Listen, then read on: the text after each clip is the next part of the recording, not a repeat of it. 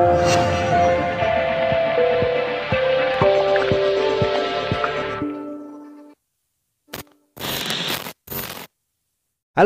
Sobat Komentar Kristen, selamat datang kembali di channel kami. Pada saat ini, kita akan membahas topik yang menarik. Kita akan menanggapi pernyataan Deddy Corbuzier dalam podcastnya yang berkolaborasi dengan Dinai Sumargo. Seperti yang kita tahu, Deddy Corbuzier adalah sosok yang selalu menghadirkan pandangan yang segar dan kontroversial. Dan kali ini, ia mengungkapkan sebuah pemikiran yang tentunya menyita perhatian banyak orang. Dalam podcast tersebut, banyak hal yang dibahas, mulai dari isu-isu sosial hingga pandangan pribadi yang bisa jadi memicu diskusi hangat di kalangan penggemar. Nah, di video kali ini, kita akan menanggapi satu bagian penting dari pernyataan Deddy dan memberikan perspektif kita tentang hal tersebut. Apakah Anda setuju dengan pandangannya, atau mungkin ada hal-hal yang perlu kita soroti lebih jauh? Jangan khawatir, kita akan membahasnya bersama-sama. Sebelum kita mulai, jangan lupa untuk like, subscribe, dan aktifkan lonceng notifikasi agar tidak ketinggalan konten menarik lainnya dari kami. Langsung saja kita mulai. Yuk! Agama gua dulu adalah agama pemberian orang tua. Buddhis, gua Katolik. Oh, Katolik. Gua lahir di Baptis. Atas dasar apa kemudian akhirnya lu bisa menjadi mualaf? Eternal being, bigger eternal being. Mualaf lu berdasarkan logika atau spiritual? Logika. Karena agama harus berjalan dengan logika. Contoh paling sederhana, sholat 5 waktu itu logika mengingatkan kita pada pencipta. Kita akan menyoroti kalimat sholat 5 waktu mengingatkan dia kepada Tuhan. Tentunya di sini kita akan menanggapi berdasarkan pandangan Kristen, bukan berdasarkan pandangan Islam, karena Islam bukan Kristen. Jadi, Deddy Corbuzier memilih sholat 5 waktu yang mengingatkan dia kepada Tuhan dan Pencipta. Tetapi di sisi lain dia meninggalkan Yesus Kristus yang adalah Tuhan Pencipta itu sendiri. Menurut agama Kristen dan Katolik, apakah Yesus bukan Tuhan? Apakah Yesus bukan Allah Pencipta? Mari pikirkan baik-baik hal tersebut. Bagian 2. Lalu Yesus mengatakan kalimat kedua, tidak peduli bau tidak bau, Lazarus keluar. Waktu Yesus mengatakan perintah yang kedua, perintah pertama untuk orang yang hidup, menolong orang yang mati, gorengkan batu. Perintah kedua langsung perintah kepada orang mati supaya dia hidup. Di sinilah membuktikan Yesus betul-betul dia sumber hidup, dia Tuhan hidup. Dia adalah Tuhan yang memberikan kehidupan atau bukan. Dan pada waktu Yesus mengatakan Lazarus comes out, waktu dia mengatakan kalimat itu, akhirnya mengatakan orang mati itu keluarlah. Dalam perspektif teologi Kristen, Yesus Kristus dipandang sebagai Allah Pencipta yang memiliki peran sentral dalam penciptaan segala sesuatu. Konsep ini berakar pada pengertian bahwa Allah Tritunggal, Bapa, Anak, Yesus Kristus, dan Roh Kudus adalah sehakikat, 3 pribadi satu hakikat, Allah yang Esa. Salah satu ayat Alkitab yang mendukung pemahaman ini terdapat dalam Yohanes 1 ayat 1-3 yang menyatakan, pada mulanya adalah Firman, Firman itu bersama-sama dengan Allah dan Firman itu adalah Allah. Dia pada mulanya bersama-sama dengan Allah. Segala sesuatu dijadikan oleh Dia, dan tanpa Dia tidak ada suatu pun yang telah jadi dari segala yang telah dijadikan.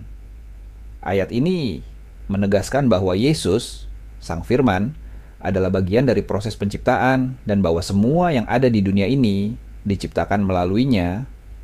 Selain itu, dalam Kolose 1 ayat 16-17, Paulus menulis, karena di dalam Dia dan oleh Dia segala sesuatu diciptakan, yang ada di sorga dan yang ada di bumi, yang kelihatan dan yang tidak kelihatan, baik singgasana maupun kerajaan, baik pemerintah maupun penguasa, segala sesuatu diciptakan oleh Dia dan untuk Dia. Ia ada sebelum segala sesuatu dan segala sesuatu ada di dalam Dia.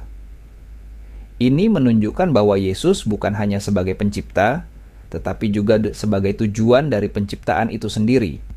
Teologi Protestan yang banyak dipengaruhi oleh pemikiran John Calvin menekankan bahwa tindakan penciptaan adalah ungkapan kasih Allah. Calvin dalam Institutes of the Christian Religion menjelaskan bahwa penciptaan adalah panggilan Allah untuk membawa segala sesuatu ke dalam keberadaan melalui firman-Nya. Kejadian 1 ayat 1-3. Ini menunjukkan bahwa Yesus sebagai firman adalah perwujudan dari kekuatan penciptaan Allah. Selain itu, Ibrani 1 ayat 3 menegaskan keilahian Yesus dengan menyatakan bahwa Ia adalah cahaya kemuliaan Allah dan gambar wujudnya, dan menopang segala sesuatu dengan firman-Nya yang penuh kekuasaan. Ini menunjukkan bahwa Yesus tidak hanya berperan sebagai pencipta, tetapi juga sebagai pemelihara segala ciptaan. Secara keseluruhan, dari perspektif Kristen, Yesus Kristus dipahami sebagai Allah yang berperan dalam penciptaan, pemeliharaan, dan penyelamatan. Pengakuan akan keilahiannya sebagai pencipta merupakan inti dari iman Kristen yang menekankan bahwa segala sesuatu yang ada berasal dari dan untuknya, menegaskan posisinya yang unik dalam hubungan dengan seluruh ciptaan. Dalam tradisi Kristen, keyakinan bahwa Yesus Kristus adalah satu-satunya Tuhan dan Juru Selamat merupakan inti dari iman Kristen.